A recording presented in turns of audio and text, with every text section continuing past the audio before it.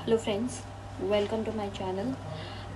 कल मैंने जो टॉपिक दिया था that was the less is more and small is beautiful, the new mantra for world peace. Okay, so इसके बारे में हम डिस्कस करेंगे। जैसे कि मैंने पहले भी बताया कि हमें हमेशा जो भी टॉपिक दिया होता है उनको दो पार्ट में डिवाइड कर लो। जैसे कि यहाँ पे जो पहला पार्ट बनेगा वो होगा less is more and the second part would be small is beautiful. इनको एक्सप्लेन करो आप कि how they are required for the world peace.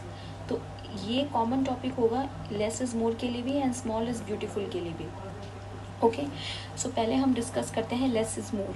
तो मैं आप लोगों को कॉन्सेप्ट्स बताऊंगी, आप उन कॉन्सेप्ट्स को यूज़ करके अपने खुद को own examples and own languages में लिखिए एंड सबमिट योर आंसर और ऐसे टू मी। ओके, तो सबसे पहले इसके अंदर लेस इज़ मोर के अंदर जो कॉन्सेप्ट्स है वो यूज़ होगा नीड वर्सेस ग्रीड। ये आप कॉन्सेप्ट इसके अंदर यूज़ कर सकते हैं कि नीड वर्सेस ग्रीड के अंदर हम लोग करंट एग्जांपल्स यूज़ कर सकते हैं। जो भी इकोनॉमिक वॉर्स चल रहा है, आइडियोलॉजिकल कॉन्फ्लिक्ट चल रहा है, मटेरियलिज्म वर्ल्ड चल रहा है, उसके बारे में डिस्कस कर सकते हैं। Then there is a concept of minimalist. Minimalist मतलब सिंपल लाइफ, मिनिमल रिसोर्सेज के अंदर सिंपल लाइफ को लिव करना।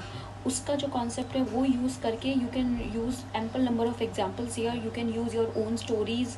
आप इस तरीके के एग्जाम्पल्स इसमें यूज़ कीजिए।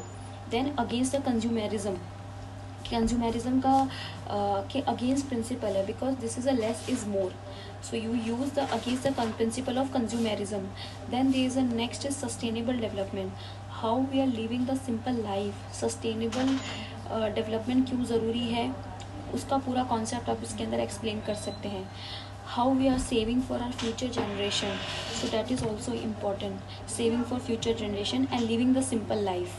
सो ये कॉन्सेप्ट आप इसके अंदर यूज़ करेंगे लेस इज मोर में। And also having just the essential things, having just the essential things is the motto of living a simple life. Okay, and focus on what matters. Better approaches versus complicated approaches, which approaches is better, उसके आप anti arguments, argument जो भी आपके points हैं वो इसके अंदर आप एक्सप्लेन करेंगे। ठीक है, ये हो गया ए का पार्ट कि less is more and how small is beautiful. ठीक है, अब इनकी एप्लीकेशंस जो होगी वो उनके कॉन्सेप्ट्स हम यूज़ करेंगे इंडिविजुअल के लिए, फैमिली के लिए, सोसाइटी के लिए and international and national level पे। इन कॉन्सेप्ट का किस तरीके से यूज़ किया जा सकता है। ठीक है, इसके अंदर आप बहुत सारे एग्जांपल्स दे सकते हैं। जो भी चाइना यूएसए के अंदर वॉर हो रहा है उसके लिए, ऑर्गेनिक फार्मिंग के लिए, क्लाइमेट चेंज के कॉन्सेप्ट आप इसके अंदर यूज़ कर सकते हैं। डिज़ास्टर मैनेजमेंट जो है, दिल्ली के अंदर जो भी फ्लड कंडीशन आई, that is also the against the sustainable development. तो why less is more, water issue हो गया था तो why less is more, why living the simple life is more important and small is beautiful, इसी के अंदर आप इसको कनेक्ट करेंगे।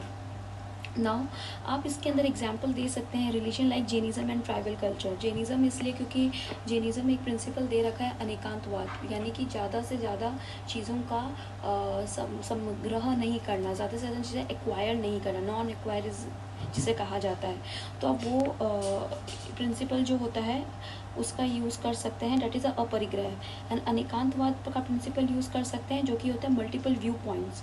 तो जेनिज़म के दो प्रिंसिपल हो सकते हैं, अनेकांतवाद एंड अपरिग्रह, ये दोनों प्रिंसिपल इसके अंदर यूज़ किए जा सकते हैं। ट्राइबल कल्चर के बारे में भी आप यूज़ कर सकते हैं जिसके अंदर वो लोग सिंपल लाइफ जीने के लिए बोलते हैं, that is a usages of bamboo cultivation. ठीक है, तो आप इसका एक एग्जाम्पल दे सकते हैं कि how it is affecting in the it is how it is helpful in the disaster management also. Now second part is small is beautiful.